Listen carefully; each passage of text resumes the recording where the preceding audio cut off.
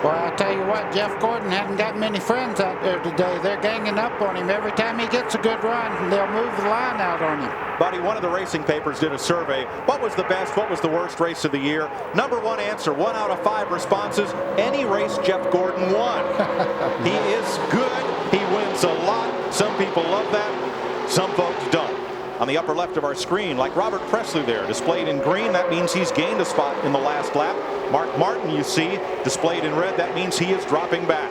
Yeah, Mark was in 8th place about 2 laps ago, but he's in a thick pack of cars, so it's not hard to lose 7 or 8 positions.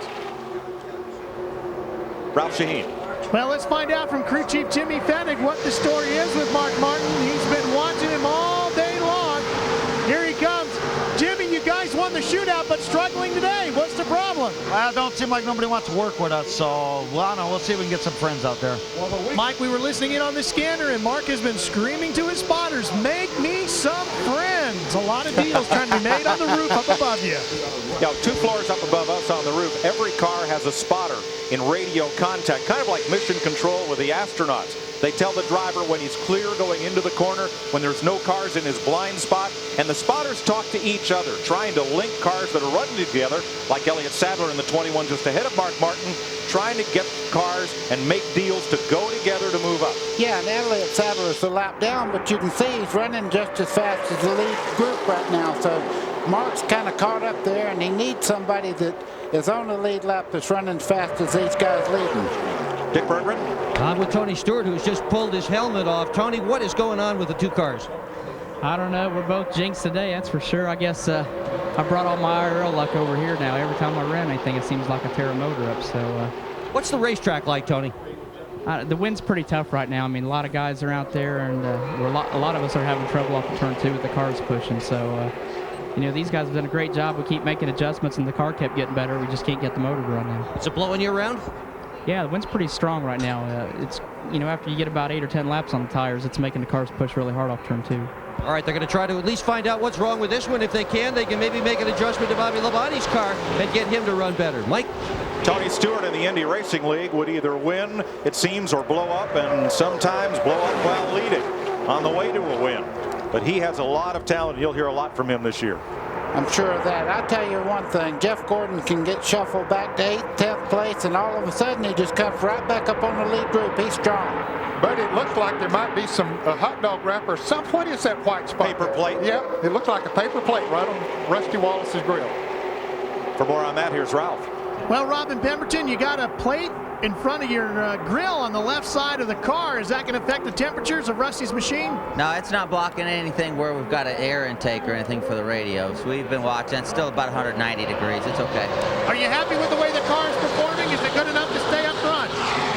I only heard, are you happy about the car? And who wouldn't be right now? This morning, I stood behind Mike Helton and David Hoots as they ran the drivers' meeting, and I looked at drivers' faces. There were a lot of grimaces and grim countenances, and the most relaxed fella in the whole meeting was Rusty Wallace, sitting relaxed, joking with folks. Walt Zarnicki next to him for Penske. Caution! Caution is on the speedway. Slow car in the backstretch has hit the wall coming out of turn number 2. Jimmy Spencer, look at the damage to the right front corner of that car. That's the reason for the caution. Here they come to the line, and it will be Jeremy Mayfield leading the Daytona 500 for the first time today, and picking up 5 season bonus points. Yeah, it's nice to have a teammate that'll let you have those 5 points like that. You wonder if Spencer might have had a tire problem on that right front, and when it came apart, it did all that damage. Of course, it's completely down on the pavement now. And Ned, now there are only 4 drivers on the track eligible for that $1 million bonus. Spencer was one of the Noble 5.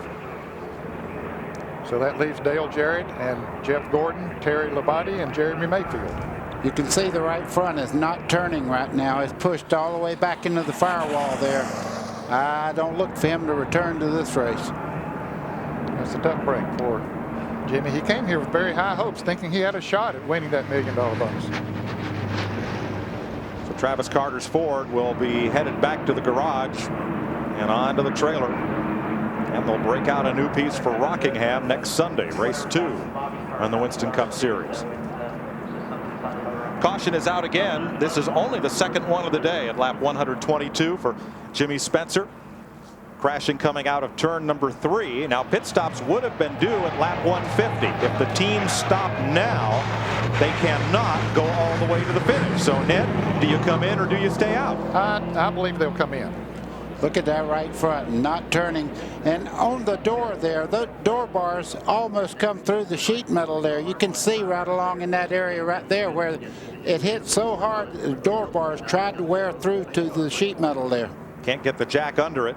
They'll have to lift the car by hand to prop it up, and pit road is open. Here come all the cars on the lead lap, all 28 of them for service.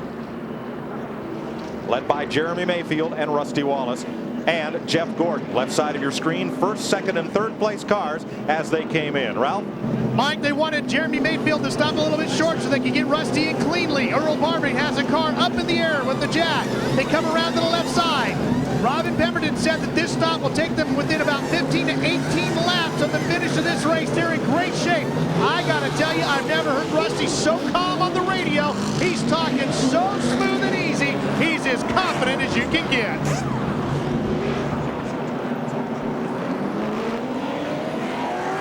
.123 laps into the Daytona 500. A crash on pit road. Two cars collide trying to miss a tire that rolled out from one of the pits. Ernie Irvin's yellow number 36 and the blue number 6 of Mark Martin were the cars that tried to avoid that tire that got kicked out from one of the pit stalls as the cars accelerated away.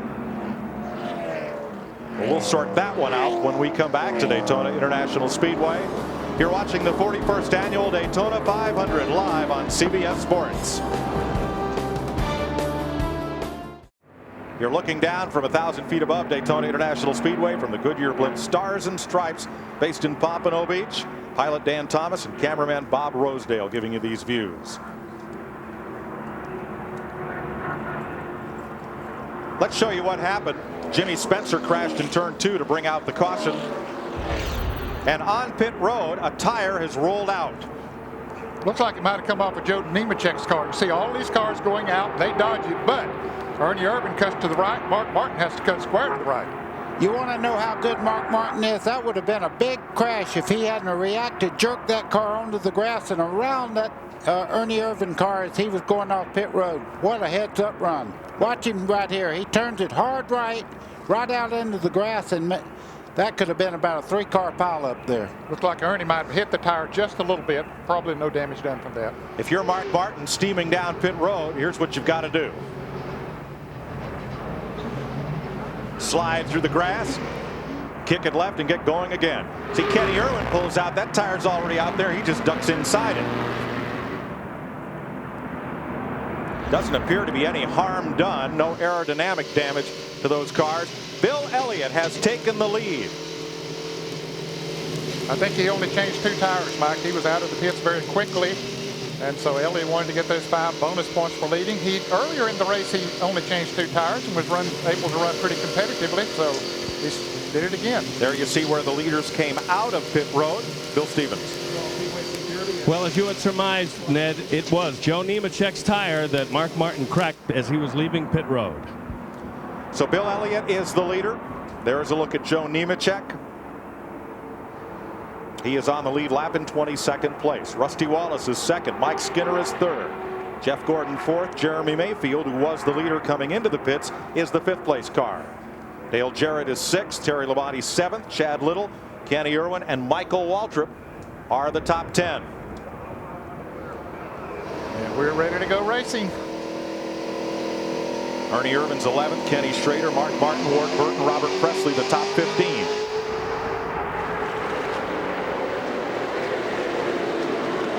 .73 laps to go.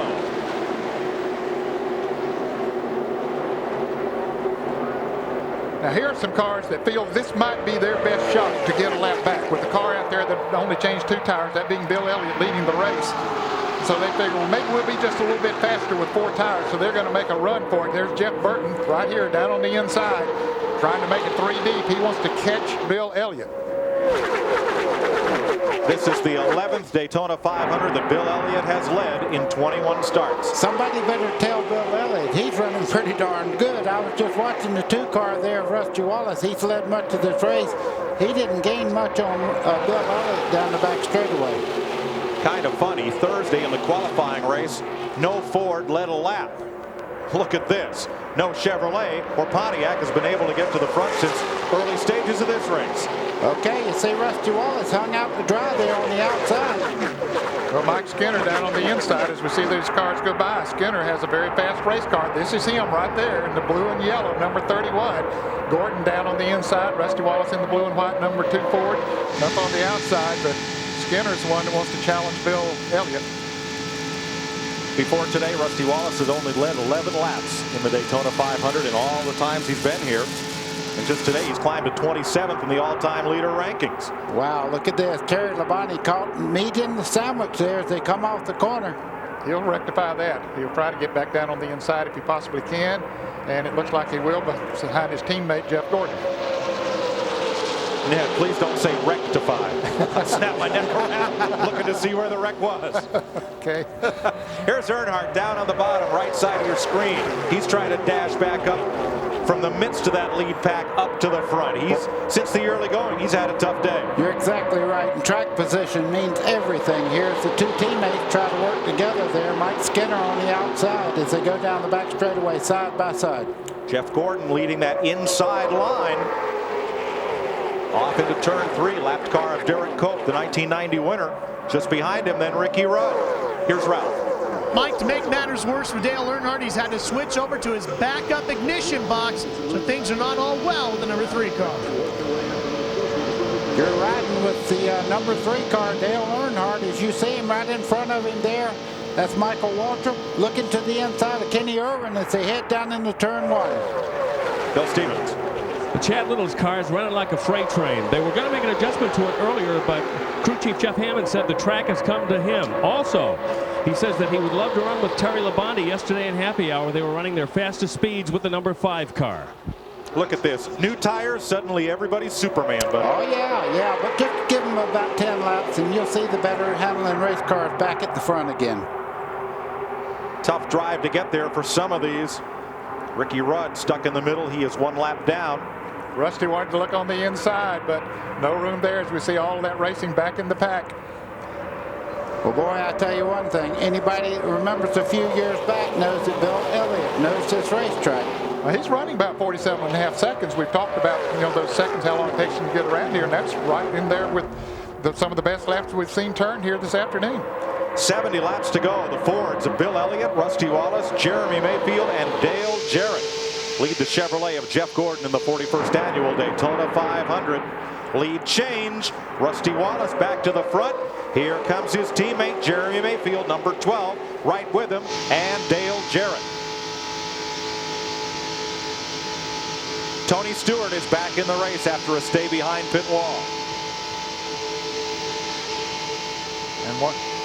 4 cars, single file, double file behind as Bill Elliott loses the lead and a couple of spots more. 29 laps to go here at Daytona. 69 laps to go. We'll be right back. NASCAR racing continues next month on CBS from Texas Motor Speedway. The Coca-Cola 300 Busch Race March 27th and the Texas 500 Sunday, March 28th. And the first network telecast of a NASCAR race in prime time, the Pepsi 400 Saturday night, July 3rd. Trouble, turn 3. Car spinning up into the wall mid-pack. It's Dale Jarrett, one of them. Mark Martin is in it. Elliott Sadler, the rookie, and cars spin. See Terry Labonte. Steve Park is in there, 99. Jeff Burton, yeah. Joe Nemechek, 42. Sterling Marlin, number 40. Jeffrey Bodine, former winner. Boy, Ward Burton, heavy damage on his Pontiac. Those cars were all running so close together. And Dale Jarrett trying to win his 3rd Daytona 500. Will not today. There's Sterling Marlin in the 40 right there. Joe Nemechek in the 42, I saw him. Here comes Jarrett out of the car. That's great to see. Wow. A grinding crash entering turn 3 at lap 135 has brought out this third caution of the day. And Jarrett, who had a chance to win over $2 million today. And Terry Labonte also had that same chance, and he's out of it. Mark Martin, tremendous amount of damage to his car. Get you a good deal on a Ford Taurus, only driven 300 miles. No, you see, he's been around backwards. You see the cockpit is all intact. Mark is okay. Trying to see if that car will steer. There is Rich Bickle, the Wisconsin driver. Boy. Steve Park in the yellow fire suit.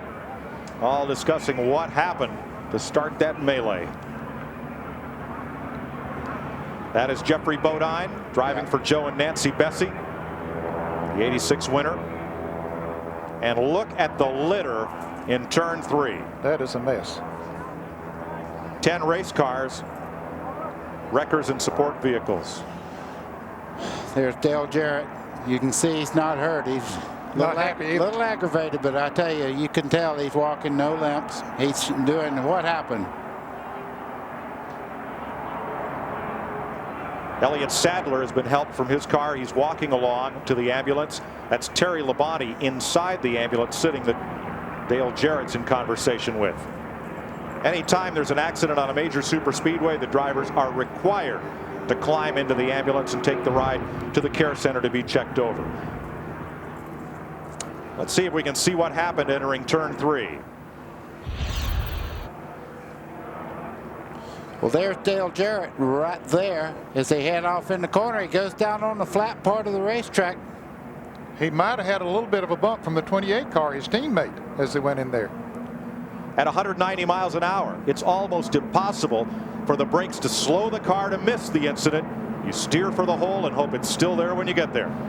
Boy, that track closed up in a hurry. When one car spun, as close as they were running together, they had to get a lot of other cars involved. Add Ricky Rudd. Right there at the start of that replay, was there contact between Jarrett and the 28? Yeah, it looked like there was just light contact, just enough to turn him down on flat and shoot him right back up in front of oncoming traffic. Another angle. The cars you're watching, oh, Jarrett's already gone at that point. And just shoots back up across the racetrack right into Terry Labonte. And then other cars, there's Mark Martin in 6 car. There comes Ward Burton in number 22. Jeffrey Bodine, he was the next to him there. Robert Presley. Someone's upside down there. That was Bodine, I believe, that went on his route. Let's show you Dale Jarrett's view.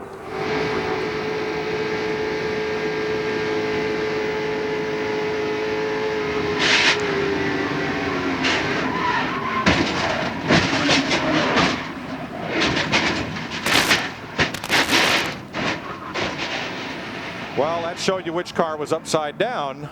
Brother. From Mark Martin's roof cam.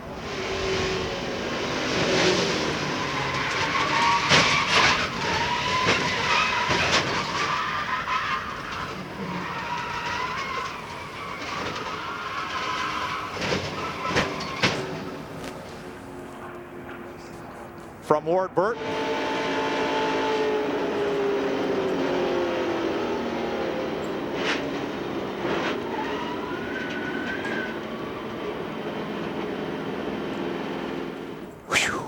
And from the Goodyear blimp.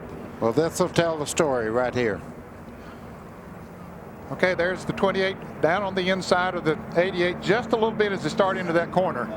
And I believe they made a little bit of contact. And I think maybe what happened is Jeff Gordon had just gone by Jarrett going down the backstretch, and Kenny Irvin was going to follow Jeff Gordon into that turn, and Dale Jarrett didn't know he was there, and when he went into the corner, he go down a little bit. Let's watch it right here again. Here we go.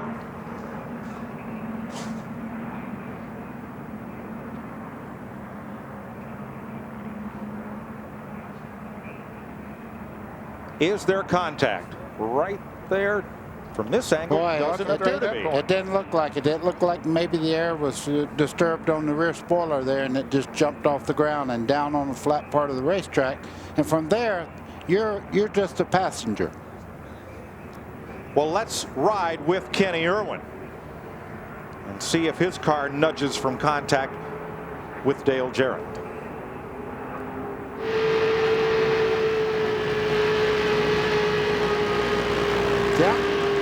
Yep. Yes, sir. That looked like contact to me. Folks, if you could ride on a skateboard behind one of these cars at 190 miles an hour and just touch the bumper, you could spin it around. They're that close to the edge of control. Ralph? The key on this stop, Mike, is going to be the gas man, Bob Tracy, for Rusty Wallace. Maybe they can get enough fuel in to get them all the way. They're going to put on tires. They're not making any changes. They've left themselves plenty of room with Jeremy Mayfield. First one's in, first one's out. That's exactly what they were hoping for. Problems with Mayfield stopped a little bit slower. Dale Earnhardt does get away quicker than Mayfield. To Nick Berggren. The 31 car, Mike Skinner, took just 2 tires on the outside, and these guys are all high-fiving themselves. They have done a terrific pit stop. Less than 17 seconds for Mike Skinner's crew. And they're rewarded, Dick, by being the first team off pit road. Mike Skinner will have the lead in this race when we go back to green. 138 laps complete, 62 to go. Daytona 500 coverage continues after this message and a word from your local station.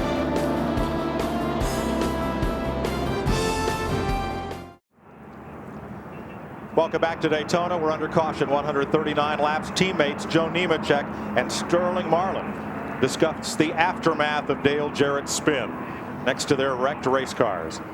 From Dale Jarrett's car, let's ride along as the 2-time Daytona 500 winner headed for turn 3.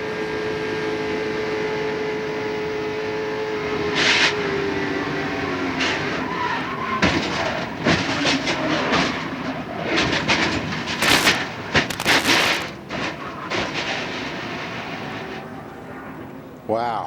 Whew. Once again from Mark Martin.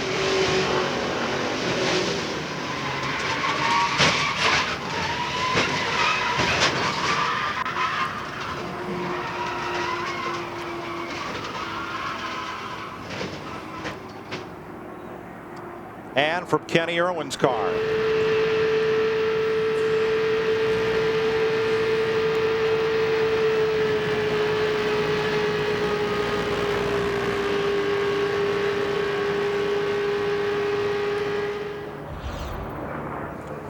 We remain under caution with 60 laps to go.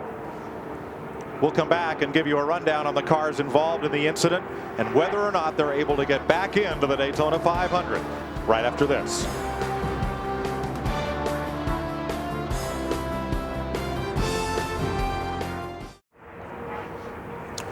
One lap and we'll go back to green. 18 cars on the lead lap. Jeremy Mayfield was up front, but look, on this pit stop, he comes out of the pits in 8th place, and the crew very disheartened over that stop. Yeah, they knew it. They knew it was not a real good pit stop. Dick Berggren. Well, Robert Yates owns both Kenny Irwin's car and Dale Jarrett's car that were involved in that incident. What did it look like to you? You've been watching the replays. Well, I've seen one replay, and you know, I'll just have to wait and see what really happened. I didn't see it close enough to comment on it. Okay, no comment from Robert Yates. Very diplomatic car owner at the moment.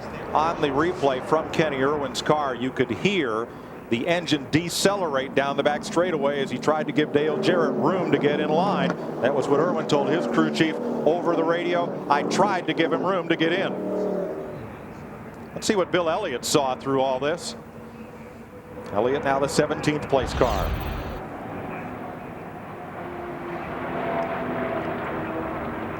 Look to the left side of the screen right there. Did they touch?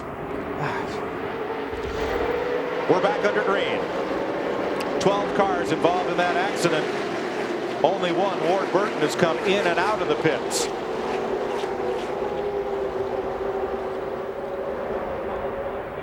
.20 cars on the lead lap, led by Mike Skinner in the Chevrolet. Rusty Wallace in second.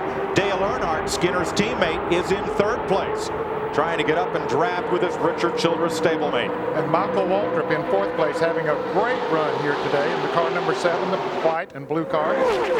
Then it's Jeff Gordon in 5th. Ernie Irvin 6th. Kenny Irwin. Here's Irwin on the inside, 7th. Michael Waltrip to the high side in number 7.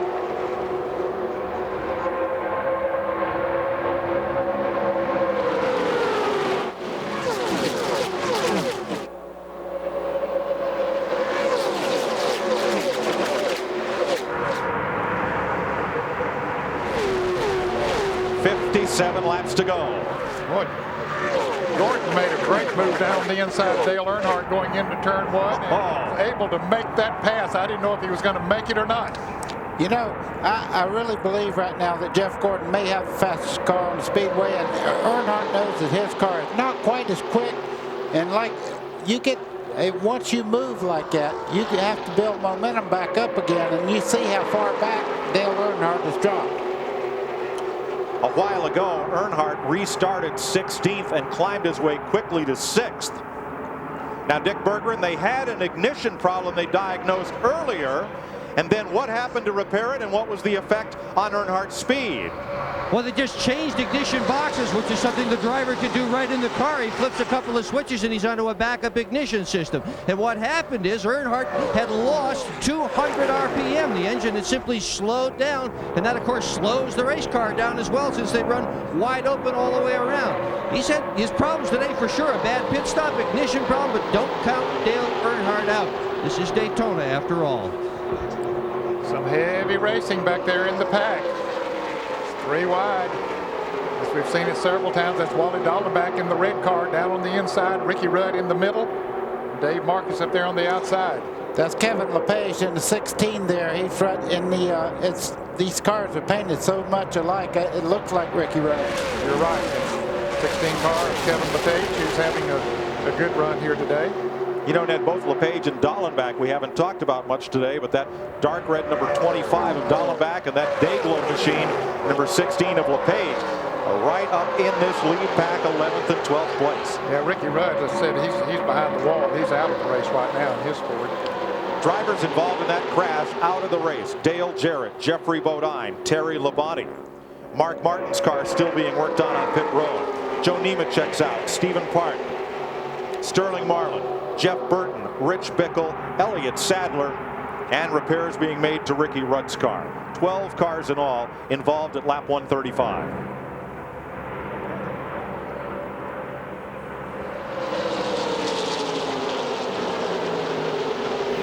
Mike Skinner first, Rusty Wallace second. 1984, Mike Skinner was on Rusty Wallace's pit crew. He was a tire changer, and he remembers thinking every time Rusty came on pit road, I should be in that seat. He got ready to quit. Darrell Bryant, the crew chief, then said, what would it take to have you stay with us, Mike Skinner? He said, Rusty's seat. He's got his own seat today, and it's got a pretty good view right now. First place, Skinner over Wallace. Mike Joy. That's a great story, Ken.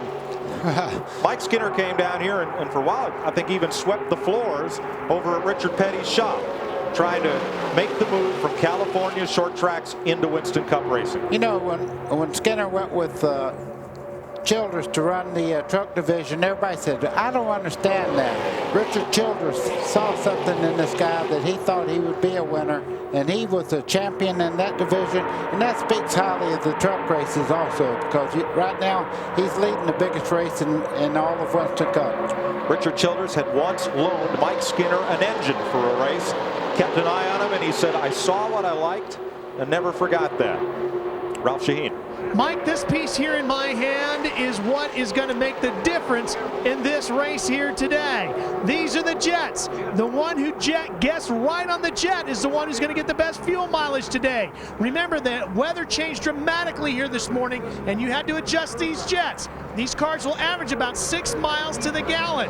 The right jet gets you the most fuel. That gets you to victory lane. I just talked to Kevin Hamlin, crew chief for Dale Earnhardt, Jeremy Mayfield's crew chief Paul Andrews, and Rusty Wallace's crew chief Robin Pemberton.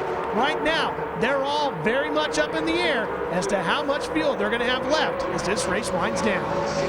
Mike, when they talk about jets, let's explain what that is. That's where the fuel goes down into the carburetor. The bigger the jet, the more fuel goes down through it. The smaller the jet, less fuel. The problem with leaning them out too much and making that jet too small, it'll burn a hole in the top of the piston. So it's highly a balance act to get these cars to get good mileage. 52 laps to go. Bill Stevens. With Sterling Marlin, took a pretty good lick. You okay? Yeah, I'm fine. The Coors Light shifting's not too good, but it looked like 28 popped 88, turned him around, and just he was right there on him, went nowhere to go, and we piled everybody up. But they did give us a little more plate or something. I mean, you just get all bunched up, it's nowhere to go, and need some more power. two-time winner, won't make it number 3 this year. That restrictor plate sits beneath the carburetor on top of the intake manifold. As we said earlier this week, it takes the volume of air the size of a grapefruit trying to flow through that engine and restricts it down to 4 holes, each the size of a grape. The engine can't get enough air for the drivers to have enough power to pull out and pass. Dick Berggren. Mark Martin is getting ready to finally leave his pit area after an extended stay. This poor guy's got no luck here. He's dropped out of this race with a crash, engine failure, overheating. He's run out of gas. Last year it was a ring and pinion, and here he goes again with another crash problem. Tough luck for Mark Martin today. He had a great car. NASCAR said at the drivers' meeting they'll have one chance to get broken, repaired cars back up to an acceptable speed on the racetrack. Then they would have to go to the garage. 50 laps to go at Daytona. This CBS Sports Race Summary is sponsored by Haviland Formula 3 Motor Oil. Add more life to your car.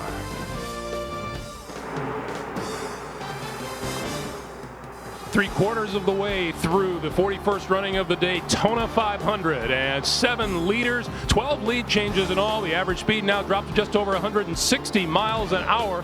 We've had 3 caution flags, and 12 cars are now out of the race, and including on that last incident, Burton, Park, Terry Labonte will not return today. Mike Joy.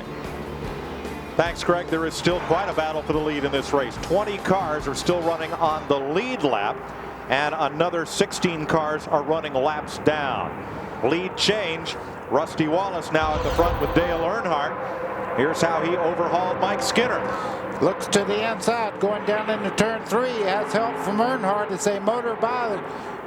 Teammates don't mean much right now. They're trying to make moves here. Here comes Gordon.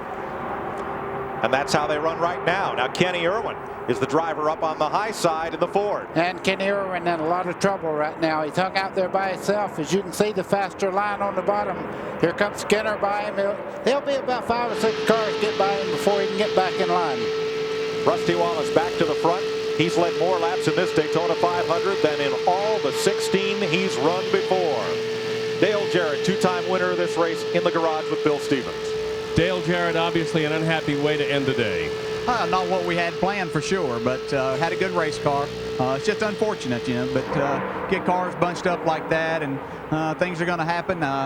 I had to check up a little bit over in 2, and the guys went to the inside of me, and I just tried to hold my line, but it got tapped a little bit getting into 3, and a lot of things are going to happen when that starts. You know that the 28 was right up on you at that point. I wasn't sure who was there. I knew that there were cars there, and I just tried to give them room.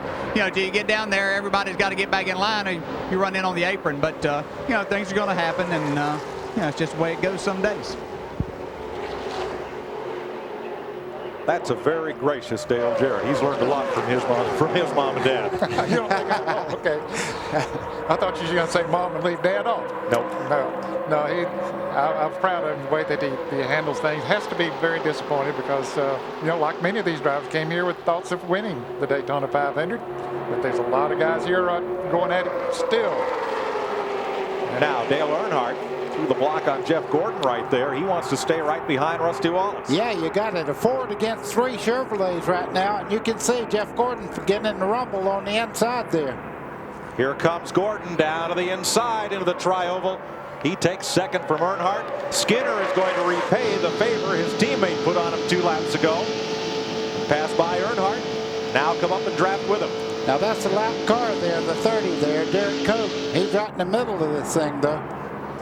Well, he'd like to get up there and get in front of the leader, Rusty Wallace, and then have a caution come out, and he'd get back in the thick of this thing. He's currently running in the 21st position, 1 lap down.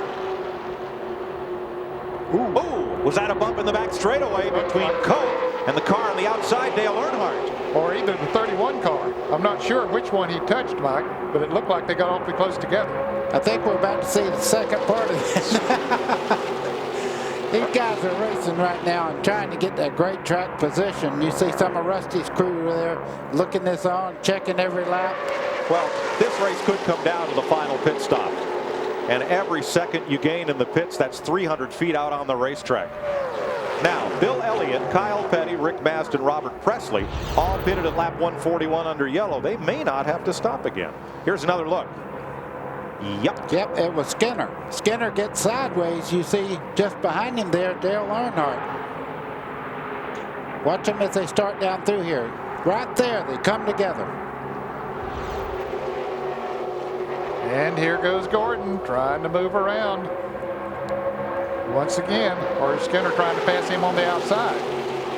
Mike Skinner trying to come back on the outside with Kenny Irwin waving. You saw Skinner on the outside waving to Irwin. Okay, come on, help me. Push. Let's pedal hard. And Rusty's looking in the mirror. Hey, y'all just keep it up. Oh, yeah, he's loving that. And they're right back there running side by side. It just sets him free out front. He can't pull away from them, but at least he's running in good, clean, free air. And Kenny Irwin has a tremendously fast car. He dropped back to about ninth. He fought his way back up there. Look at him look to the outside here, down the back straightaway. Almost, yes they are, 3 abreast. Kenny Irwin way up the racetrack, and Skinner right in the middle. Let's go back to the garage, Bill Stevens. With Joe Nemechek, first half of the race, no problems, then bombs away. Yeah, it was pretty clean the first half, but you know, when they have those restarts, everybody gets kind of anxious and everybody's battling for that spot, and I don't know, someone got turned sideways. It's a shame for you know, this whole Bell South Lucent Technology Chevy. Guys worked real hard, had our best qualifying run ever here at Daytona for the 500, and end up tore up in the garage again, but I'm all right. Front row Joe still happy. To Ralph. Ray Evernham, the crew chief for Jeff Gordon. Ray, are you in a good position now? Are you right where you need to be? Well, not really. It's like to be out front, but the car's just a little bit off. Rusty's got an awful fast car, so we're going to need some help if we're going to get out front. What do you think you'll get that from? Anybody in particular you run better with? It doesn't seem like we've got any so far today, so I don't know where it's going to come from. It's going to have to wait till everybody gets greedy at the end and hope the cards fall where they may. How about fuel? You okay there? Yeah, we should just make it. We should make it by 0.6 of a lap.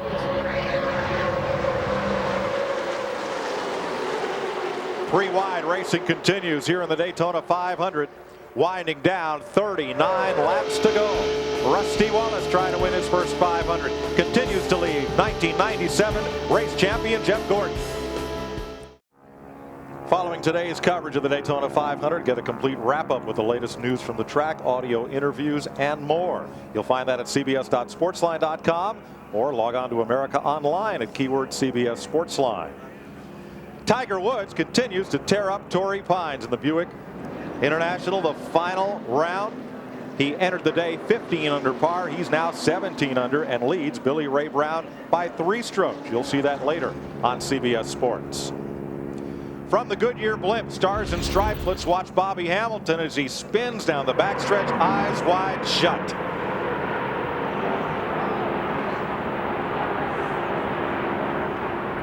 Still, it's hard to tell, buddy. It looked like basically what you said. He ran way down to the inside and all of a sudden just cut back across the racetrack. That's what it looks like from Robert Presley's car. No contact. No, and Kyle Petty almost got there.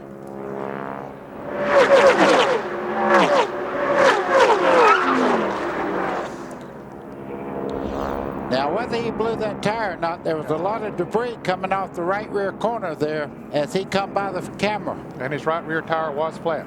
Let's go to Dick Berggren. Well, Paul Andrews left his guy out there. They didn't put any tires on it. They thought they could make it with the yellow flag, but Paul Earnhardt's got fresh tires. He's only in 8th. How about that? Can you stay out there? Well, we can stay out there. You know, the draft's been staying fast. The car's been good throughout the run. We're pretty confident on this. You know, we could get dusted, but we'll see. Well, Earnhardt on fresh tires, the rest of them on old tires. We'll see how that works out, Mike. Thanks, Dick. There is Dale Earnhardt, who came out of the pits in 8th place.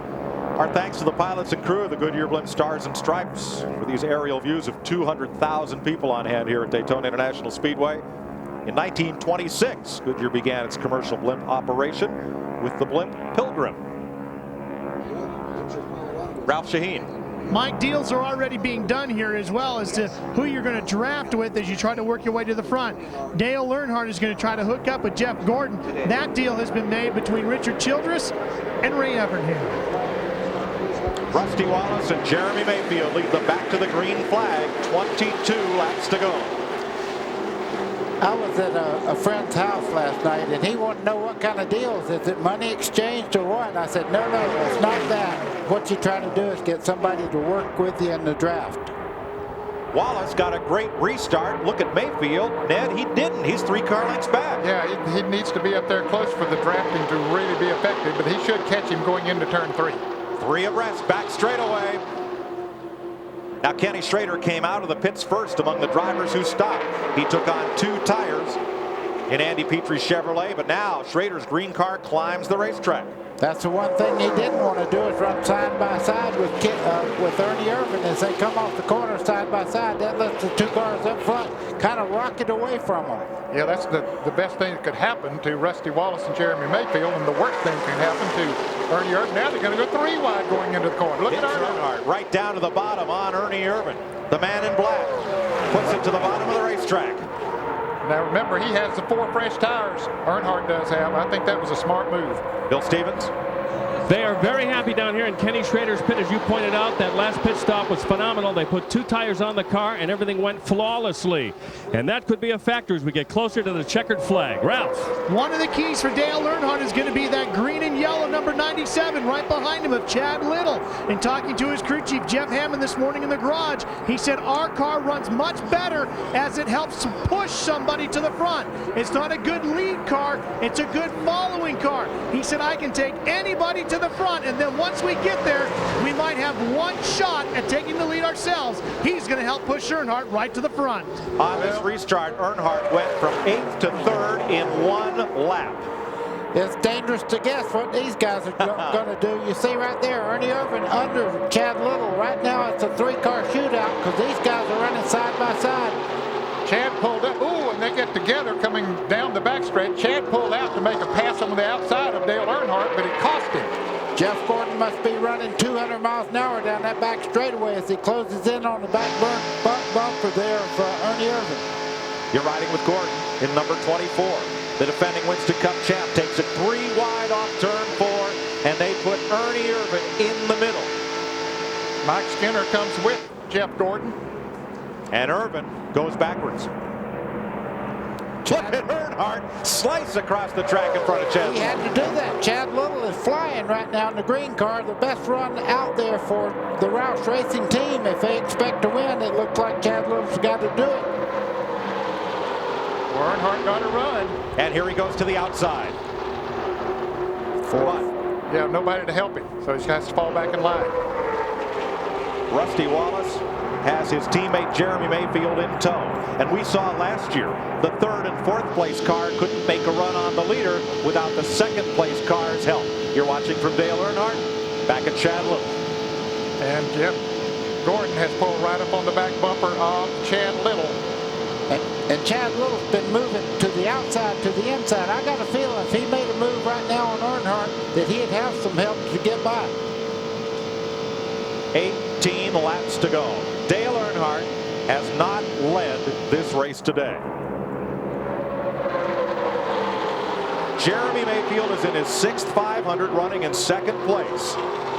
In his 6th 500, Fred Lorenzen won. In his 6th 500, Cale Yarborough won. Davey Allison won his 6th try at the 500. Coincidence? Maybe not. Ralph Shaheen. Mike, remember once again that the Roush Racing program had been horrible in restrictor plate races. 4 races last year with 5 cars. They didn't get 1 top 5. That's 20 attempts at a top 5. Right now, Chad Little running in 4th for Roush Racing, and they've already won the Bud Shootout last week with Mark Martin. It looks like they've really turned this restrictor plate program around. Running in 6th spot right now, Mike Skinner, the teammate for Dale Earnhardt, is really on the move. He's moved up into this front group. Skinner just can't get up there to help teammate Earnhardt, who is sandwiched amongst the Fords.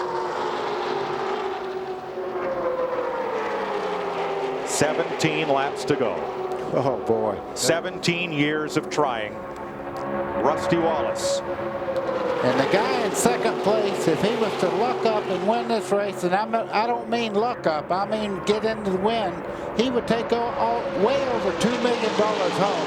He's one of the guys going for that $1 million bonus today. An extra $1 million if Mayfield or Gordon among these leaders should win today.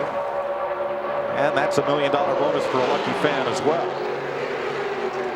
But I don't think anybody out there is thinking about dollars. Here comes Earnhardt to the inside. He is. Chad Little to the outside. And Gordon going with Earnhardt. They were bump drafting. You could see Earnhardt's car lose traction and down the straightaway there. Gordon actually pushed him down the back straightaway. And Jeremy Mayfield got caught out. He is back to 7th place. Rusty Wallace lost his best friend right there in that situation. Yeah, boy. He'll be right up there with him. Here comes Gordon in 3rd place now. The 97 winner and defending Winston Cup champ. Youngest driver ever to win the Daytona 500. Jeff Gordon in 3rd, in sight of the lead. Yeah, he's not through here today. Gordon led the first lap, then 5 more, but has not led since lap 20. Earnhardt has not led today in that number 3. Back behind the first 3 cars, there's a war going on back here, side by side. These guys are trying to get themselves in great position for the 500 win. Some of the cars involved in that lap 135 wreck have come back into the race. Sterling Marlin, Joe Nemechek, Steve Park, many laps down. What they want to do is just make a few laps and get ahead of those other cars that are not able to get back out of the garage area. Let's go to the pits and Bill Stevens.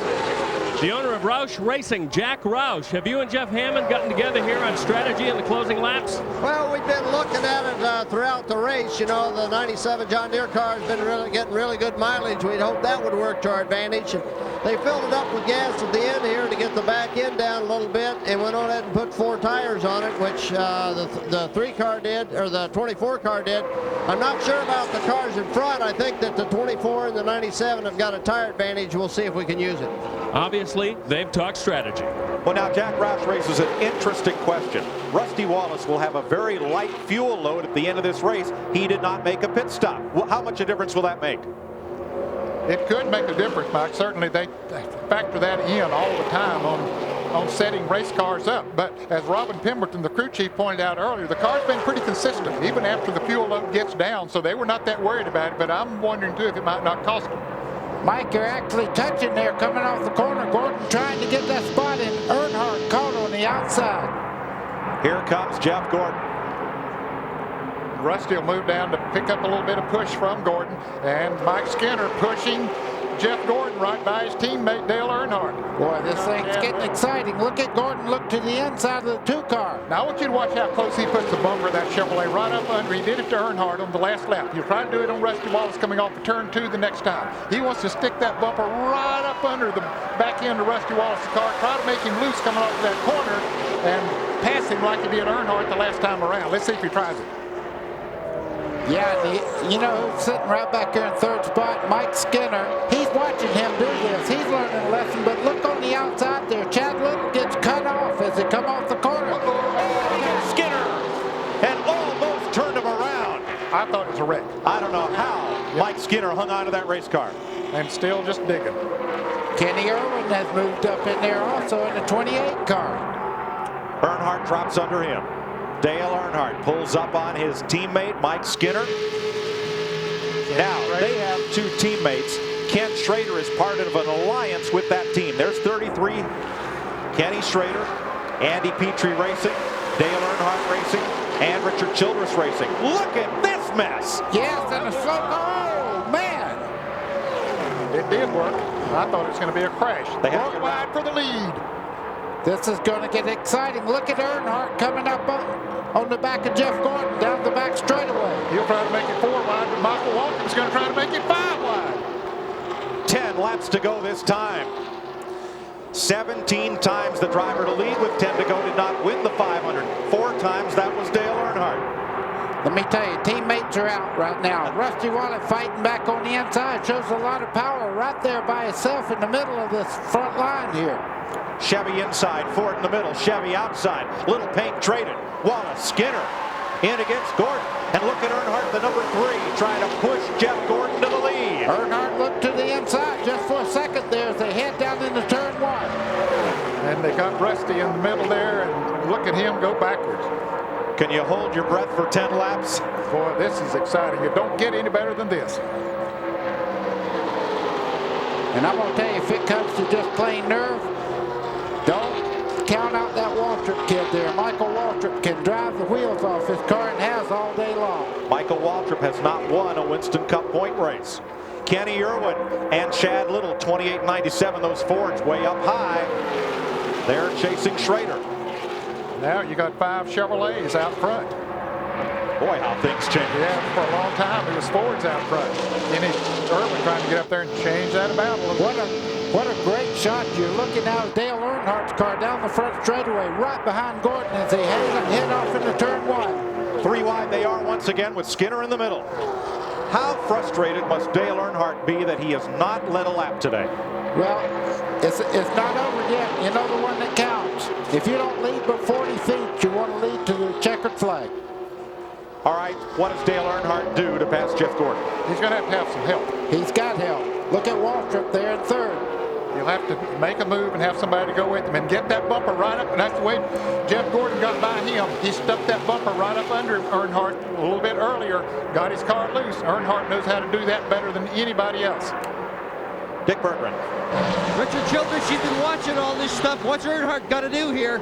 Well, you know, it's hard to say. You know, he's got the experience. He's going to do his best. You know, can't say nothing. You know, it's been a heck of a race all day, and Skinner's done a good job. Who knows what's going to happen here at the end? Is he going to move him out of the way? Is Earnhardt going to move Gordon?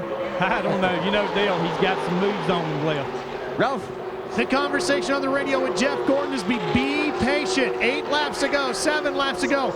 Watch your rear view mirror. They don't want him to get too far out ahead. Plenty of laps of racing still to go. From 1st to 17th is only 17 seconds with 8 laps to go. Mike, the man that made that move that Gordon put on Earnhardt a while ago is the man that made that move famous, and he's running in second spot right now. Jeff Gordon won his qualifying race here as a rookie in '93. Finished 5th that year in the 500, 4th the next year. Wasn't a contender again until '97 when he won it. I think that's 1.7 seconds. Yes, thank you, Ned. 17th place. Wow, they are so close. When they're running that close, you can miss a decimal point, I promise you. You know, we got a new ball game here. Look at these guys in that second group. They've caught those lead cars now. We have about a 10, 12 car battle here for the lead. And any one of them could win it. As you've seen, a driver running in the lead 1 lap can be back to 8th place the next.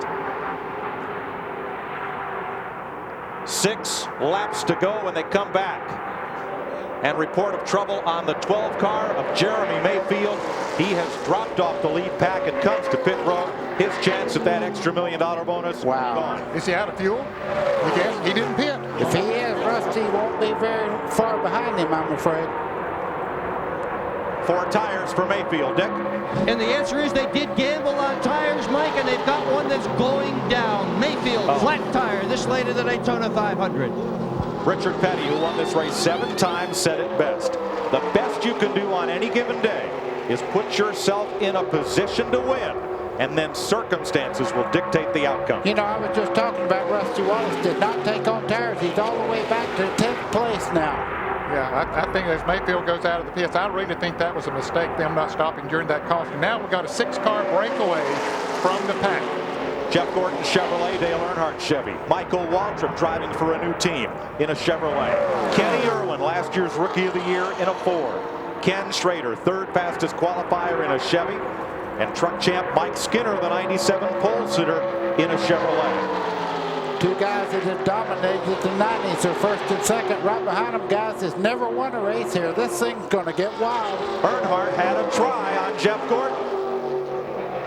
He is keeping the pressure on. Earnhardt last year led the closing laps. Nobody could get by him. So he knows how to win it from in front. Does he know how to win it from behind? He still has to have help, and he can get it from that 7-car Michael Waltrip.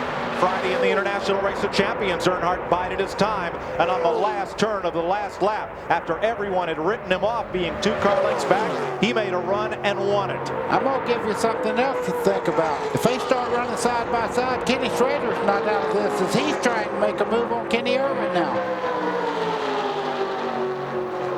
In Dale Earnhardt's pit. Don Hall saying a prayer. Jeff Gordon's car owner, Rick Hendrick, here earlier in the week. Back home in Charlotte, watching it on TV. 3 abreast Kevin LePage in between Marcus and Wallace and Jerry Nadeau. Battle going on back there for 7th. Here's Kenny Irwin trying to make a move on Michael Waltrip here at the start-finish line. And coming with him is Mike Skinner. Yesterday, old age and treachery, Randy LaJoie overcame youth and enthusiasm. Casey Atwood and Adam Petty. What about today? That 28 car's got a run coming off of this turn. Is it enough of a run to make a move on Dale Earnhardt? Gordon's crew chief Ray Evernham watching. Kevin Hamlin, Earnhardt's crew chief. All they can do is watch the monitor and watch their car come by the front stretch. Earnhardt just loosened up Jeff Gordon there. Yes, he did. He went in there and moved the car around in the slipstream behind him there. And you could see Gordon really fighting the car, getting down into turn 3.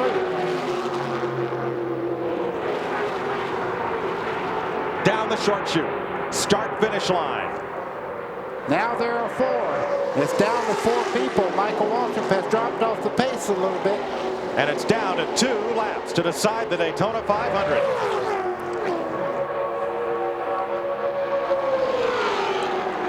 Ralph Shaheen. Mike, they have just radioed to Jeff. Protect the bottom is the word from Ray Evernham. He keeps telling them who's behind him. The 3, the 28, 31. Protect the bottom.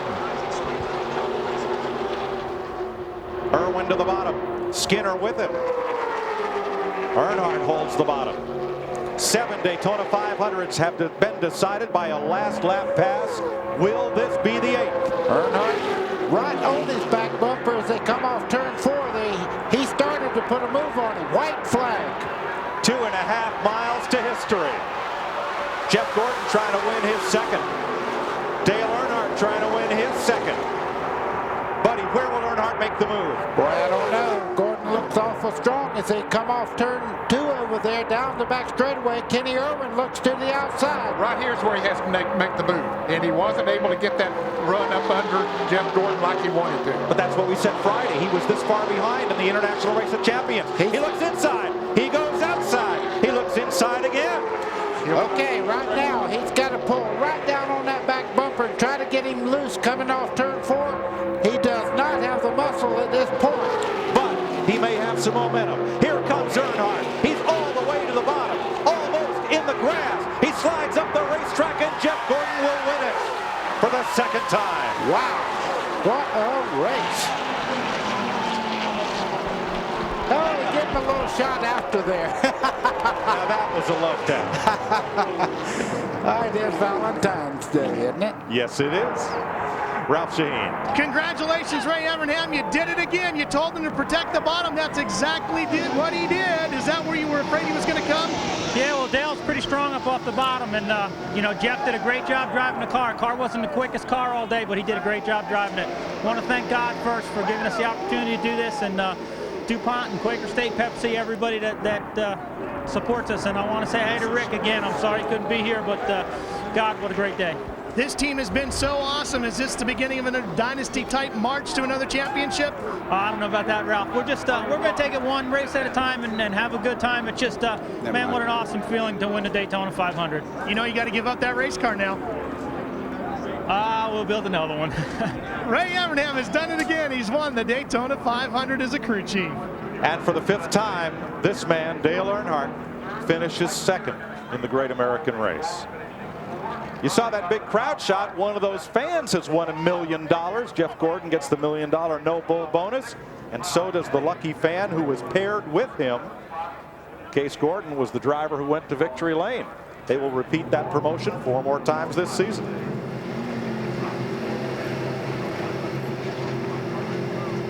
He just hung around in there all day, and when the time came, he's done that so many times. Ned, he didn't lead a lot. He led 6 laps in the first 20 and then came back to lead the last 11 laps.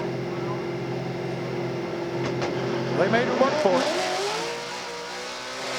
it. He's just giving a little smoke job coming down through there. The rear wheel spinning, smoke flying out the back of Jeff Gordon's car. 2nd victory in 3 years for the Pittsburgh, Indiana driver who started at age 5, winning races in quarter midgets, moved up to midgets. At age 14, he was driving a 1,000 horsepower sprint car and winning with it. He went to ask for his first sponsorship. The Valvoline executive said, "How'd you get here today?" He said, "My mom drove me." That was good experience. for the man that Forbes magazine this fall called the biggest one-man marketing machine in sports. Dick Berggren. Well, Dale Earnhardt surrounded by media. Let's just jump in and hear what he has to say. Dale? Earlier on, you had some problems earlier on, and then the car came Well, we had an ignition problem earlier on, and the car just wasn't running up to par. It just wouldn't get up to speed, and we finally switched boxes, and the car ran a lot better. But it came up in the draft there at the end, and we were just trying to work. I was wanting to get with Skinner, try to work with him, but I couldn't, and he couldn't get with me. And we just was trying. I was trying to do all I could to just get to the 24, and his car was pretty strong off the corners. And if I could have just got to him off the corner, I might have got under him, but I just couldn't get there.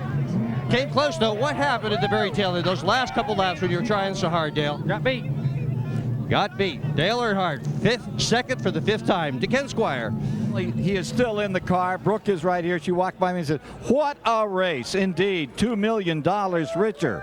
Jeff Gordon, as he pulls it off, fending off the old warrior, Earnhardt. Those last 4 or 5 laps as Earnhardt tried to turn him just a little, use up those rear tires. He's just about ready to clamber out of car number 24 after a brilliant victory in one of the greatest Daytona 500s of all time. Here is the champion of the 1999 Daytona 500, Jeff Gordon, having just a moment to get his shoes straightened out.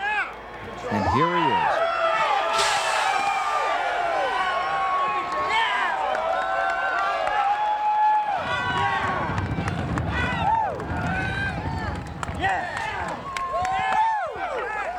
Jeff, those last 10 laps, what a race. That is a dream come true for me. To race Dale Earnhardt down to the final finish, all the way down to the line for the Daytona 500, it does not get any better than that. And I'm the last person, I think, at this racetrack today that thought we were going to win a race. I certainly didn't have many friends out there, but I had one strong race car. And I tell you what, I'm glad Ray Evernham and all these Rainbow Warriors took 4 tires there at the end because the car was handling great. And man, I want to thank Dale for a great race. I mean, he did everything he possibly could, and I've learned, he's probably going to tell you I learned too much from him because he's taught me a lot of things over the last couple of years, and that's the only way I kept him behind me. Take us through the last moments of the race coming down out of turn 4. Well, you know, I saw him dropping back trying to get some momentum on me, and I got out there too far in the middle of 3 and 4, and I had to back off, to tell you the truth, because I knew he was going to get me at the line if I didn't. And I may have backed off a little too much. He got up on my bumper and almost got underneath me. I got a little sideways, but I knew I was going to make it to the finish right from that point on. And I tell you, I had a mirror full today, and I want to thank DuPont Automotive Finishes, Quaker State, Pepsi, Chevrolet. This is an awesome Monte Carlo today, and those Goodyear tires are awesome too. Thank you for everything you guys do for us. Dale, he really tried to work you over in those final moments.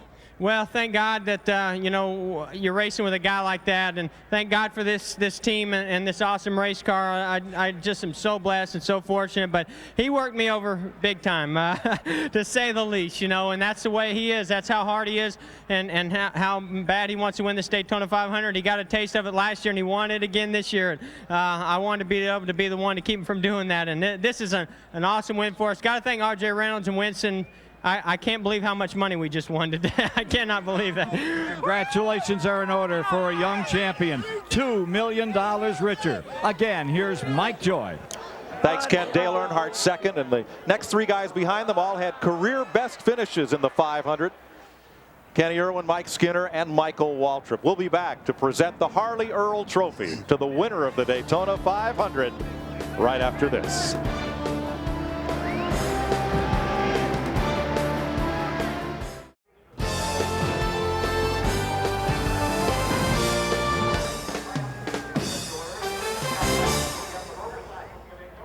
Greg Gumbel back at Daytona International Speedway. Everybody should have a Valentine's Day like Jeff Gordon, the Daytona 500 championship, and $2 million in prize money. Ken Squire standing by in victory lane for the Harley J. Earl Daytona 500 trophy presentation. Ken. Yes, indeed. This is what it's all about. $2 million, sure, but your name goes on this and perpetuates your victory in the 41st annual Daytona 500. John Graham, the president of the Daytona Speedway, to make the presentation to Ray Evernham, the crew chief, to Brooke, and to Jeff Gordon. Sir? Jeff, Ray, Brooke, Mary, Rick and Linda Hendrick, John and Kathy Hendrick, the Harley J. Earl Trophy, symbolic of the champion of the Daytona 500. congratulations, and we will also inscribe your name again on the permanent Harley J. Earl Trophy for fans to see in Daytona, USA, along with your winning 24 car. Congratulations. Thank you. Thank you. Hey, I want to say hi to Rick and Linda at home. You know, I know they're watching, and I know he wanted to be here really bad today. We got John and Kathy here, but thank you guys for what you do. And I tell you what, God is just blessing all of Hendrick Motorsports, and I can't say enough for all of our sponsors: DuPont Automotive Finishes, Quaker State, Chevrolet, GMAC, Kellogg's, you know, everybody that makes this happen, Pepsi. It's just a treat to be able to get behind the wheel of that race car. And this guy right here, Ray Evernham Repairs, and it was a great race car today, and those Rainbow Warriors kept us in it all day. It's a great feeling. I can't believe it. Ray Evernham, Brooke, and Jeff Gordon here to receive the Harley J. Earl Award. Let's go back to Greg Gumbel.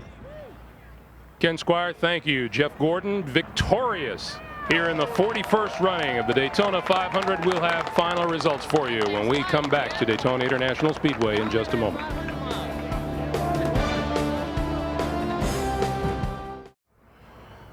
The duel between Jeff Gordon and Dale Earnhardt was won by Gordon. You see the Gordon crew reacting along pit road.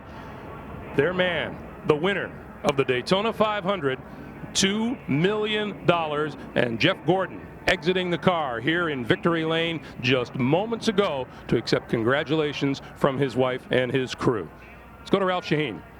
Well, Greg, it was a career best finish for Kenny Irwin, a tremendous run today, Kenny, but I have to ask you, what took place with you and Dale Jarrett? Was there contact? You know, I don't think so. He was 3 wide in the center, and getting into 3, I just tried to back off a little, and I don't know if I actually hit him or if the air got off his rear spoiler, but you know, it was a terrible thing that happened.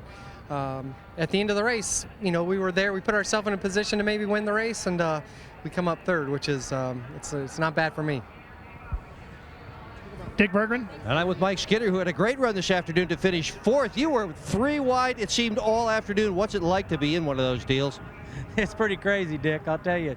You know, our low Chevy was awful strong today. You know, the pit crew did great. They did excellent pit stops all day, and the engine was awesome.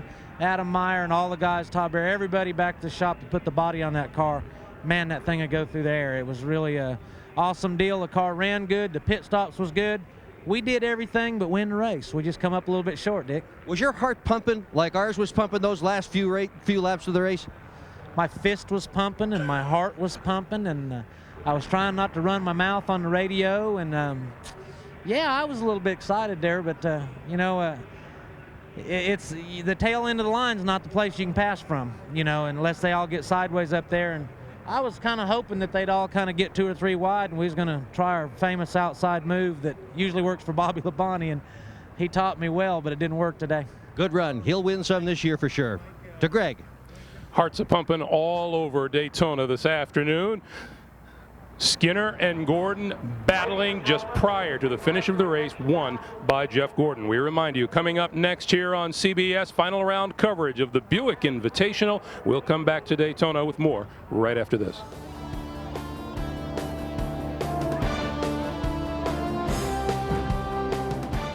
Welcome back to Daytona as Jeff Gordon and his crew continue to celebrate here in Victory Lane. Let's go back to the gentleman who just called a great race this afternoon, Mike Joy, Ned Jarrett, Buddy Baker. Mike. Thanks, Greg. Ford's led 132 of the 200 laps, but Chevrolets finished in 5 of the top 6 positions. 11 laps to go. Let's show you Jeff Gordon's final pass for the lead. He went down under the yellow line there, passing Rusty Wallace, trying to get by Mike Skinner in the 31 on the outside there. Dale Earnhardt in the 3 just behind him. Ned, it looked like Earnhardt helped push Gordon into the lead. Well, he had no choice. If he was going to get to the front, he needed to help the car in front of him to get on out there. And you're right, here they go back 3 wide going into turn 3. We'll see Earnhardt come up there in a moment and get right on the back bumper of Jeff Gordon. Here he comes into the picture now, and he will help Jeff Gordon get into the lead. But if he was going to get to the front, that's what he had to do. But not knowing that he's pushing the man to the front that was going to stay there. Rusty Wallace jostling there with Mike Skinner and ended up 8th in the final tally. Skinner to 4th. Jeff Gordon, a winner for the 2nd time. Dale Earnhardt, Kenny Irwin, career best. Mike Skinner, Michael Waltrip, finishing up in 5th. Kenny Schrader, Kyle Petty, Rusty Wallace 8th, Chad Little, Rick Mast 10th. 11th, Jerry Nadeau, a career best. Dallenbach, LePage, Irvin, and Musgrave all on the lead lap. 1 lap down, Dave Marcus, Benson, Cope, Presley, and Mayfield. Darrell Waltrip, Brett Bodine, Mike Wallace, Ward Burton, and Bobby Labonte. With damaged cars, Ricky Craven, Bill Elliott, Tony Stewart, the outside pole sitter, Bobby Hamilton, who crashed, then Ricky Rudd, Mark Martin, Sterling Marlin, Rich Bickle, Steve Park, and Jeff Burton were running at the finish. The rest of these cars were in the garage area. Certainly, it's some big crashes here this afternoon that took out some good contenders. But Jeff Gordon now goes away from here with the points lead. And Dale Earnhardt, he says this is his best year to pick up that 8th championship. He's second. The Winston Cup points mirror today's race results, and for the Winston Cup drivers, it's on to Rockingham, North Carolina next week. Jeff Gordon, for the 2nd time in 2 years, champion of the Daytona 500. Mike, thank you. And that wraps us from here. For Ken Squire, Mike Joy, Buddy Baker, Ned Jarrett, Dick Pergrin, Ralph Shaheen, and Bill Stevens, I'm Greg Gumbel. So long from Daytona International Speedway, where Jeff Gordon has won the 1999 Daytona 500. Join us next Saturday for men's NCAA basketball action. Some of you will see Kentucky taking on Arkansas. Others will see Miami matching up against UConn. Coming up next, we have final round coverage of the Buick Invitational.